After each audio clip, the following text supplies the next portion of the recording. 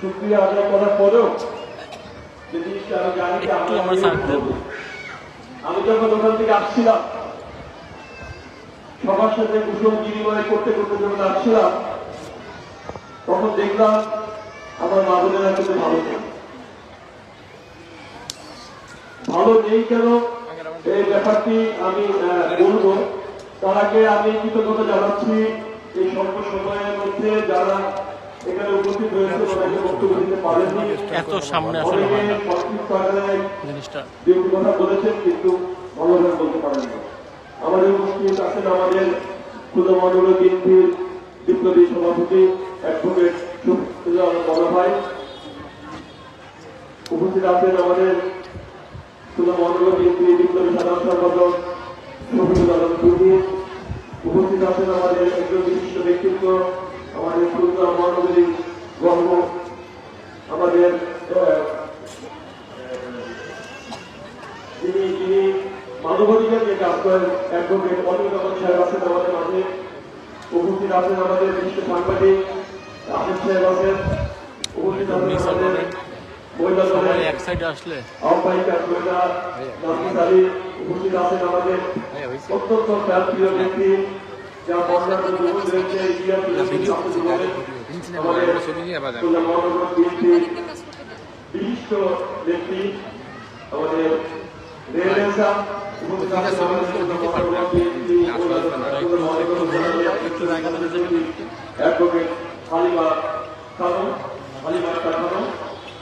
উপস্থিত ছিলেন, যার কাছে আমরা সবাই কৃতজ্ঞ। তিনি আপনাদের অনেক প্রশ্নের উত্তর দিয়েছেন, ভালো হবে আমাদের আর যারা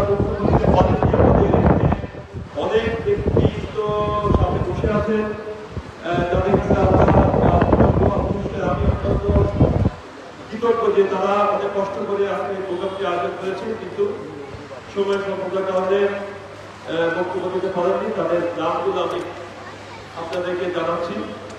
উপস্থিত আছেন এখানে আমাদের বিশিষ্ট নেত্রী আঞ্জিলা বেগম, মিজাজ সীমা, মিসেস মোদি, বাপিয়া মারুন, আজকের অনুষ্ঠানের সদস্য সচিব এ ওয়ার্ডের ফিরোজা বেগম, উপস্থিত আছেন আজকে এই যিনি সম্পাদনায় আছেন শাহাদ খবর এবং যিনি সভাপতিত্ব করছেন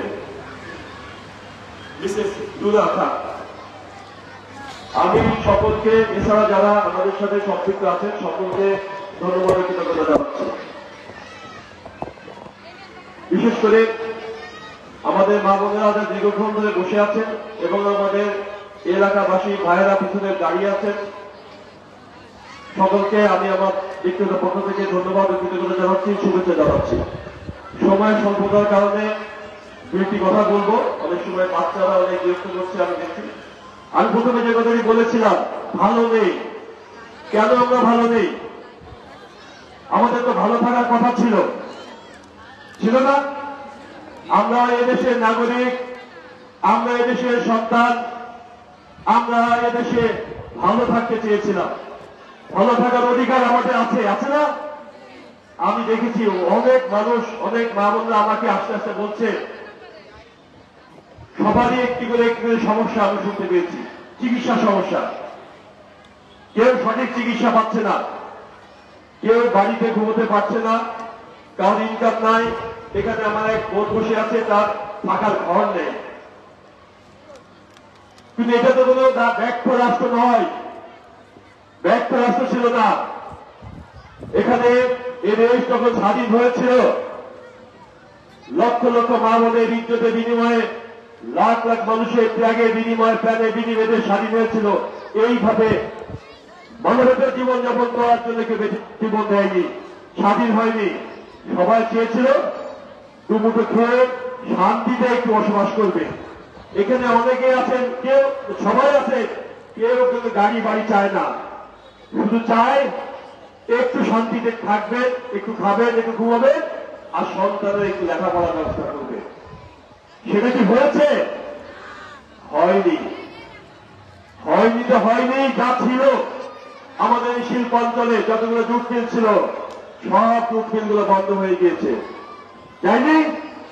বিগত 15 বছরে একটি মিলও চালু হয়নি, বন্ধ হয়ে যতগুলো মিলের যন্ত্রপাতি ছিল তাও লুটপাট করে বেঁচে দেওয়া হয়েছে। সবাই চাকরিচ্যুত হয়েছে, অনেকেও তার নির্দিষ্ট বকেয়া পাওনা ফিরে পায়নি। অনেক আমাদের নারী ব্যক্তিত্ব ছিল, শ্রমিক ছিল, তারাও কিন্তু নিঃস্ব হয়ে গিয়েছে। কে কোথায় থাকছে, কে কোথায় থাকবে, দেখার লোক নেই, শোনার লোক নেই। এক শ্রেণীর লোক তৈরি হয়েছিল গত 15 বছরে, এক শ্রেণীর নেতা তৈরি হয়েছিল, তারা কোথায় এখন? কোথায় এখন বলতে পারেন? তারা লুটপাট করে নিয়ে চলে গেছে, জনগণের সম্পত্তি লুটপাট করে নিয়ে দেশ থেকে চলে গেছে। আমরা এই ব্যবস্থার পরিবর্তন চাই। এই ধরনের রাজনীতি আমরা দেখতে চাই না। ফ্যাসিস্ট হাসিনার আমলে যেভাবে জনগণের সম্পত্তি লুটপাট করে নিয়ে যাওয়া হয়েছে, যেভাবে জনগণকে বঞ্চিত করা হয়েছে, চিকিৎসা থেকে বঞ্চিত করা হয়েছে, শিক্ষা থেকে বঞ্চিত করা হয়েছে, বাসস্থান থেকে বঞ্চিত করা হয়েছে, অন্য বস্ত্র বাসস্থান থেকে তাদেরকে কষ্ট রাখা হয়েছে। এই ধরনের নেতৃত্ব, এই ধরনের সমাজ ব্যবস্থা আমরা দেখতে চাই না। এই ধরনের রাজনীতি আমরা দেখতে চাই না। আমরা চাই ওই টাইপের নেতৃত্ব, ওই টাইপের রাজনীতি, যে নেতা জনগণের সাথে থাকবে, জনগণের পাশে থাকবে, জনগণের সুখে দুঃখে জনগণের সাথে নিয়ে কাজ করবে। আমাদের নেতা জনাব তারেক রহমান বলেছেন, এই নষ্ট বাংলাদেশ, এই ধ্বংস হয়ে যাওয়া বাংলাদেশ, এই ভঙ্গুর বাংলাদেশকে আমরা নতুন করে গড়ে তুলব, নতুন করে ফেলে সাজাবো। তার জন্য তিনি 31 দফা যে রাষ্ট্র সংস্কারের কর্মসূচি, সেটা তিনি জনগণের উদ্দেশ্যে দিয়েছেন। 31 দফার ভিত্তিতে আগামী দিনে নতুন বাংলাদেশ গঠন করা হবে। সেই 31 দফার মধ্যে আমাদের মা বোনের দফাগুলো সন্নিবেশিত করা হয়েছে। কিভাবে আমাদের নারীদেরকে শক্তিশালী করা হবে, কিভাবে আমাদের সন্তান, আমাদের শিশুদেরকে শক্তিশালী ভাবে শিক্ষা ব্যবস্থা তৈরি করা হবে, এই 31 দফার মধ্যে সন্নিবেশিত করা হয়েছে। ধ্বংসপ্রাপ্ত শিক্ষা ব্যবস্থা আবার কিভাবে চালু করা যাবে সেগুলো লেখা হয়েছে। কিভাবে চিকিৎসা ব্যবস্থা নতুন করে শূন্য করে জনগণের দৌড়ে পৌঁছে দেওয়া যায় সে ব্যবস্থা নেওয়া হয়েছে। 31 দফা আমাদের এই টেবিল লিফলেট আমরা বাড়ি বাড়ি পৌঁছে দিয়েছি। এর মধ্যে আছে দু একটি পয়েন্ট আমি আপনাদের বলতে চাই। আমাদের মা বোনদের জন্য আমরা ফ্যামিলি কার্ডের ব্যবস্থা করব। ফ্যামিলি কার্ড আপনারা বুঝেন? ফ্যামিলি কার্ড হচ্ছে প্রত্যেক পরিবারে একটি করে, পরিবারের যে কর্তা, পুরুষ না মহিলা, মহিলা যিনি থাকবেন তার নামে একটি করে কার্ড দেওয়া হবে। এই ফ্যামিলি কার্ড যে কোনো দোকানে দেখালেই অর্ধেক কিংবা কম দামে আপনি ডাল, চাল, তেল, লবণ, সমস্ত নিত্য প্রয়োজনীয় জিনিসপত্র আপনি কিনতে পারবেন। এই ফ্যামিলি কার্ডের মাধ্যমেই আমাদের মা বোনেরা তাদের টাকা সাশ্রয় করতে পারবেন। প্রত্যেকের ফ্যামিলিতে একটি করে স্বাস্থ্য কার্ড দেওয়া হবে। যে স্বাস্থ্য কার্ডের মাধ্যমে চিকিৎসা ব্যবস্থা করা হবে বিনা টাকায়, বিনা পয়সায়। এখন অনেকেই আমাকে বলেছে চিকিৎসা হচ্ছে না, আমি বলেছি আমি আমার সাধ্যমতো চেষ্টা করবো। তখন আমার কাছে আসতে হবে না, কারোর কাছে হাত পাততে হবে না। আপনারা এই কার্ড নিয়ে হসপিটালে যাবেন, বিনা টাকায় চিকিৎসা নিয়ে আসবেন। সেই ব্যবস্থা আমরা করেছি আমাদের 31 দফায়। আমাদের ছেলে মেয়েদের লেখাপড়ার জন্য যে কারিকুলাম এই বিগত সরকার করে দিয়েছিল, যে কারিকুলামের মাধ্যমে আমাদের ছাত্র সমাজকে, আমাদের তরুণ সমাজকে ধ্বংস করে দেওয়া হয়েছিল, সেই ব্যবস্থাটা পরিবর্তন করে নতুন একটি কারিকুলাম আমরা তৈরি করব। কি সে কারিকুলাম? সেখানে স্কুলের প্রাইমারি লেভেল থেকেই আমরা প্রথমেই যেটা হাত দেব সেটা হচ্ছে ভাষা শিক্ষা। একটা বাচ্চা বাংলা জানে, তাকে ইংরেজি কম্পালসারি, ইংরেজি ভাষা অবশ্যই তাকে শিখতে হবে এবং আরেকটি অন্য ভাষা শিখতে হবে। সেটা আরবি হতে পারে, অন্য কোন দেশের অন্য কোন ভাষা হতে পারে। যখন ছোটকাল থেকে একটি বাচ্চা 3টা ভাষা শিখবে, একটি বাংলা, একটি ইংরাজি এবং একটি অন্য দেশের ভাষা, এই ছেলেটা যখন বড় হবে তখন তাকে আর চাকরি পিছে করতে হবে না, চাকরি তার পিছে করবে। ছোটকাল থেকে বাচ্চাদেরকে বিনা বেতনে আমরা এই জিনিসটা করবো, এই শিক্ষা ব্যবস্থা আমরা চালু করবো। 31 দফার মধ্যে এই আমরা সন্নিবেশন করেছি। আমরা সন্নিবেশন করেছি আমাদের বিগত আমাদের দেশটির বেগম খালেদা জিয়া, যিনি ইন্টারমিডিয়েট পর্যন্ত মেয়েদেরকে বিনা বেতনে শিক্ষার ব্যবস্থা করেছিলেন। বিনা বেতনে শিক্ষার ব্যবস্থা আবার আমরা করব। উনি খাদ্যের বিনিময়ে শিক্ষার ব্যবস্থা করেছিলেন। গত সরকার এই সবগুলো বন্ধ করে দিয়েছে। একটি বাচ্চা দেখবেন, অনেক বাচ্চা আছে দেখবেন কাজ করে, বিভিন্ন রেস্টুরেন্টে কাজ করে, বিভিন্ন ফ্যাক্টরিতে কাজ করে। আমাদের নেত্রী নিয়েছিলেন ওই বাচ্চাকে শিক্ষা গ্রহণ করতে হবে, শিক্ষিত জাতি গড়ে তুলতে হবে। কিন্তু পরক্ষণে দেখলাম যে ওই বাচ্চা যদি পড়ালেখা করে তাহলে ওই বাচ্চার টাকা ইনকাম করে যে ফ্যামিলি চলে, সে ফ্যামিলিটা চলতে পারে না। তখন আমাদের একটি ম্যাডাম চালু করেছিলেন ওই বাচ্চা পড়বে, পড়ার বিনিময়ে তাকে খাদ্য দেওয়া হবে, পড়ার বিনিময়ে তাকে টাকা দেওয়া হবে। এইসব ব্যবস্থা আমরা ফিরিয়ে আনবো।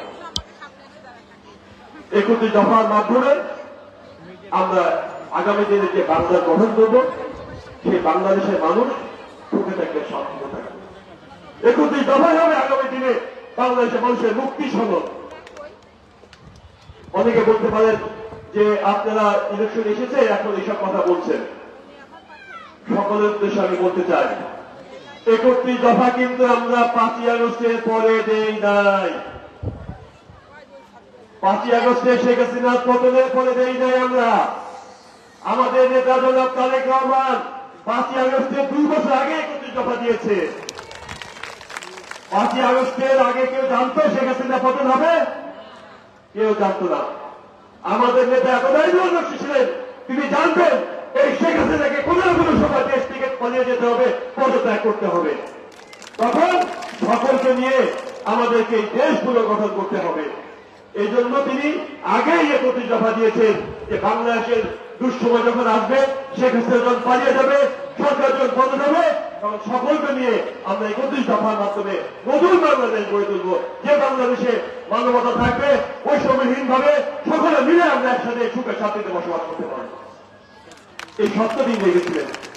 এই দূরদর্শিতার কারণেই আজকে যারা সংস্কারের কথা বলেন, যে সংস্কার নিয়ে যারা কাজ করেছেন, যে সংস্কার যারা তৈরি করেছে, সেই সংস্কার 90% আমাদের 21 দফার থেকে নেওয়া, কিংবা আমাদের 21 দফার সাথে মিলে গেছে। যারা এত আয়োজন করে সংস্কার কর্মসূচি নিয়ে সংস্কারের রূপরেখা তৈরি করলেন, তাদের 90% আমাদের সাথে মিলে গেছে। তার মানে আমরা আগেই জানতাম, আগেই আমরা বুঝেছি বাংলাদেশে কিভাবে উন্নতির দিকে নেওয়া যাবে, বাংলাদেশে কিভাবে আধুনিক স্বনির্ভর রাষ্ট্রে পরিণত করা যাবে। এইগুলো হচ্ছে 31 দফা প্রসঙ্গে আমি বললাম। আর আমি আমার ব্যক্তিগত দু একটি কথা বলতে চাই। আমি আমার এই এলাকার সন্তান হিসাবে আপনাদের কাছে দুটি প্রশ্ন রাখবো। তার আগে দুটি কথা বলবো। এখন যে কথাই বলবো, যেভাবে বলবো না কেন, অনেকে বলবেন, মনে করবেন যে ইলেকশন এসেছে, এখন প্রত্যেকটা ক্যান্ডিডেট এইভাবেই কথা বলবে। আমি কিন্তু আপনাদের কাছে ভোট চাইতে আসিনি। ভোট চেয়েছি, ভোট চাইতে আসিনি, কারণ আমি এখনো নমিনেশনই পাইনি। যদি কখনো পাই, আল্লাহ তাআলা তৌফিক দেয় আমাকে, আমি ভোট চাইতে আসবো, তখন আপনাদের কাছে বলবো। আমরা চেয়েছি বিগত 16 বছরে আমার দল, জাতীয়তাবাদী দল, রাজপথ আন্দোলন করেছে। 1 লক্ষকে সামনে রেখে ফ্যাসিস্ট হাসিনা পতনের মাধ্যমে বাংলাদেশের ভোটাধিকার জনগণের কাছে ফিরিয়ে দিতে হবে। এই আন্দোলনকে সামনে রেখে আমরা অনেক ত্যাগ করেছি।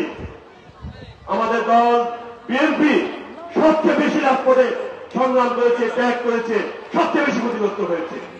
আপনারা দেখেছেন আমাদের নেতা ইলিয়াস আলী খুন হয়েছে, অসংখ্য নেতাকর্মী খুন হয়েছে, অসংখ্য নেতাকর্মী গুম এবং লক্ষ লক্ষ নেতাকর্মী নামে মিথ্যা মামলা দিয়ে জেলে আটকে রাখা হয়েছিল।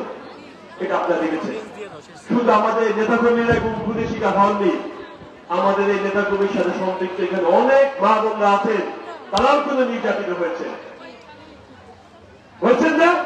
আমাকে আস্তে আস্তে অনেকে বলেছে তার সন্তান অনেকগুলো মামলা নিয়ে অনেক কষ্ট করে আমরা জামিন করিয়েছি, অনেকদিন আমরা না খেয়ে থেকেছি, অনেকদিন আমরা বাড়ি ছাড়া হয়েছি।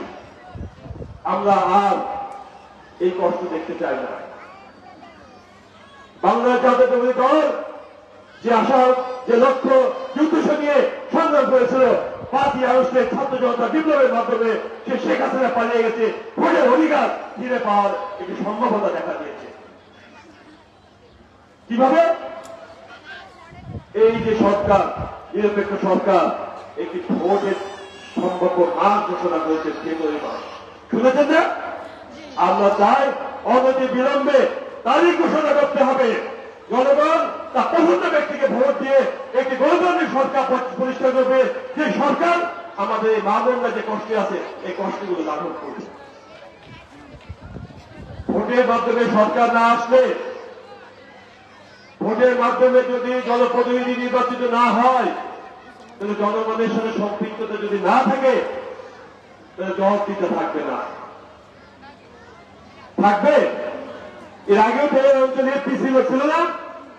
এমপি ছিল, মন্ত্রী ছিল, অনেক বড় বড় নেতা ছিল। কেউ কি জনগণের কাছে গিয়েছে কিংবা জনগণ তাদের কাছে যে কিছু চেয়েছে, যেতে পেরেছে? পারেনি। কারণ তারা তো ভোটের মাধ্যমে আসেনি।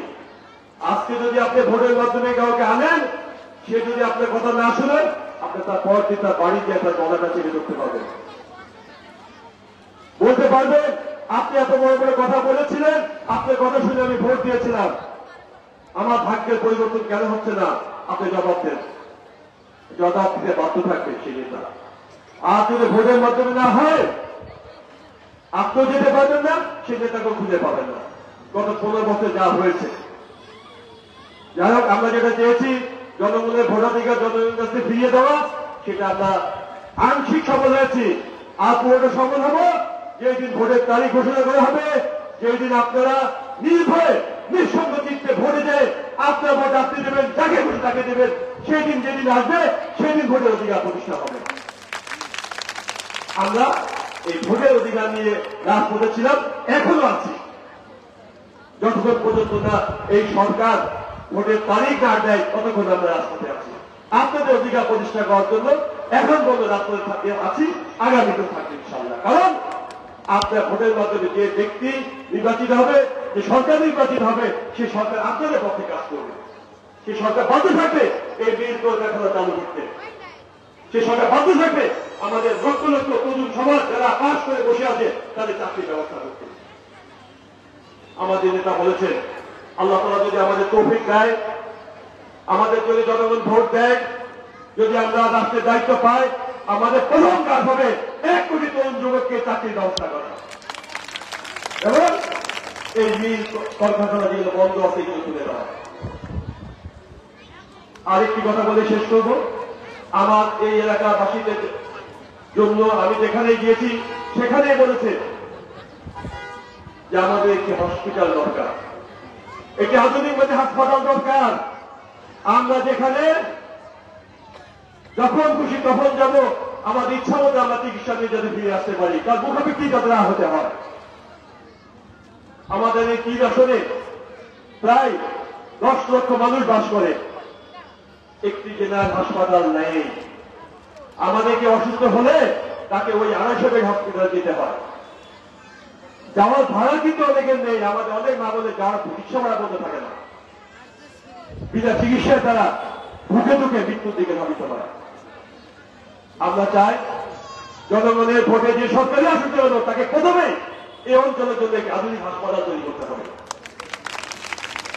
এবং এই মিল কলকারখানা যেগুলো বন্ধ আছে এগুলো খুলে দিয়ে আধুনিক মানের ইপিজেড যে তৈরি করা হয়, উন্নত মানের একটি ইপিজেড এখানে তৈরি করতে হবে শিল্পাঞ্চলে। শিল্পাঞ্চলে আমাদের যে আগের পূর্বের যে জৌলুস ছিল, উচ্চ উদ্দীপনা ছিল, সেগুলো ফিরে আসতে হবে। আজ যদি আমরা মিলগুলো চালু করতে পারি, আজ যদি আমরা যুবকদের কর্মসংস্থান সৃষ্টি করতে পারি, তাহলে আমরা যে কষ্টের মধ্যে আছি আরেকটি কষ্টের মধ্যে আমরা আছি, সেটা হচ্ছে মাদকের ভয়াবহতা, মাদকের যে ভয়াবহতা, যে পরিবারের সন্তান মাদকে আসক্ত হয়েছে একমাত্র সেই পরিবারই জানে যে মাদকের ভয়াবহতা কি। মাদক মুক্ত সমাজ আমরা কায়েম করতে চাই। সুতরাং মাদক মুক্ত সমাজ কায়েম করতে গেলে আমাদেরকে সকলে ঐক্যবদ্ধ হতে হবে, সরকারের কাছে একটি দাবি জানাতে হবে, অনতি বিলম্বে নির্বাচনের ব্যবস্থা করতে হবে, একটি জনগণের সরকার প্রতিষ্ঠা করতে হবে, যে সরকারের মাধ্যমে আমরা বেকার যুবকদের কর্মসংস্থান সৃষ্টি করব, মিল কারখানা চালু করব এবং সকলে সমৃদ্ধভাবে এই মাদককে আমরা এই অঞ্চল থেকে ছিটিয়ে বিদায় করে দেবো ইনশাআল্লাহ। প্রশাসনের কাছে আমরা বারবার আহ্বান জানিয়েছি, প্রশাসন চেষ্টা করেছে, প্রশাসন ব্যর্থ হয়েছে। কিন্তু আমরা জনগণ যদি ঐক্যবদ্ধ থাকি, আমরা সকলকে নিয়ে এই প্রশাসনকে সাথে নিয়ে যদি মাদকের বিরুদ্ধে রাস্তায় নামে, আমার বিশ্বাস কোন মাদক কারবারি এই অঞ্চলের তো দূরের কথায় খুলনা অঞ্চলে বসবাস করতে পারবে না। পরিশেষে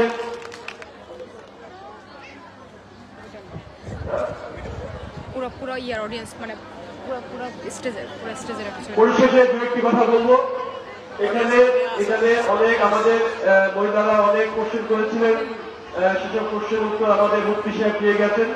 অনেকে হয়তো টিকিটের কথা বলেছিলেন, টিকিট কি হচ্ছে কিংবা রোজা পূজা একই জিনিস, এই টাইপের কোশ্চেন করেছিলেন। ওই প্রসঙ্গে আমি যাবো না, ওটা আমাদের মুফতি।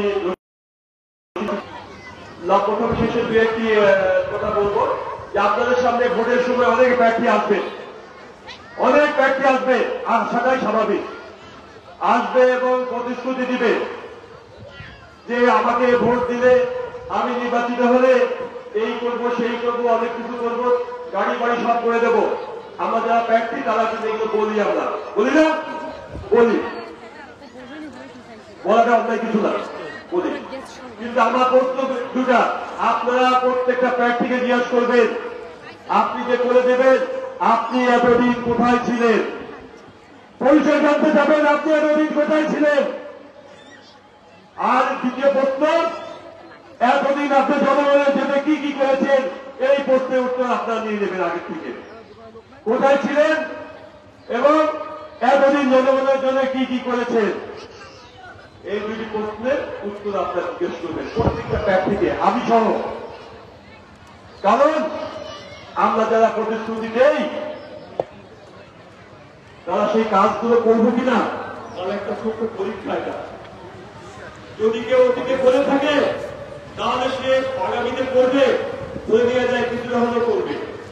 যে আগে কোনদিন করেনি সে যদি বলে আমি এই করবো, এই করবো, সেই করবো, তাহলে এই কথাটার বিশ্বাসযোগ্যতা কতখানি আপনারা বুঝেন। সুতরাং প্রার্থীরা যাচাই বাছাই করে ভোট দিবেন। চোদ্দ বিক্রি করে, কোন ধরনের ফাঁকিবাজি করে, কোরআন শরীফ ছোঁয়ায় দেশের টিকিট বিক্রি করে, এইসব ভাবনা যদি করে এখন আর ভোট দেওয়া যায় না।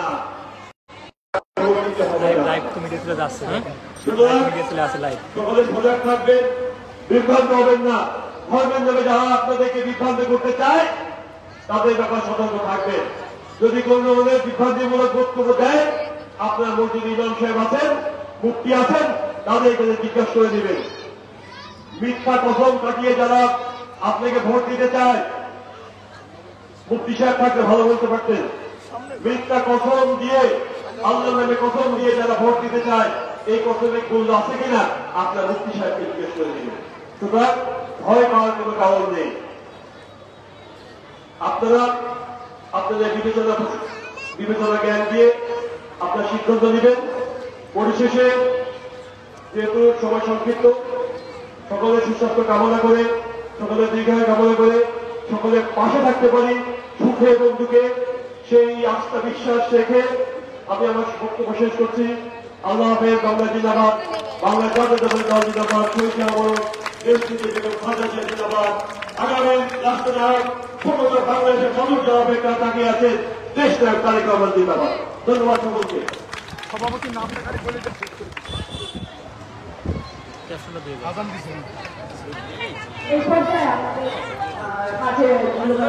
বক্তব্য না শেষ।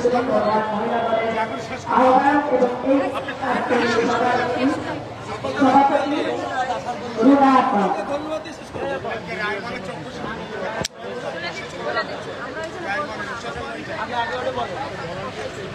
আমি আমার নাগরিকের উদ্দেশ্যে একটা ঘোষণা দিচ্ছি।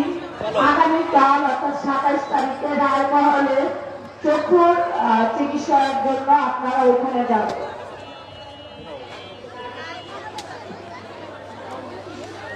সকলকে ধন্যবাদ দাও, তুমি ধন্যবাদ দিয়ে শেষ করে দাও।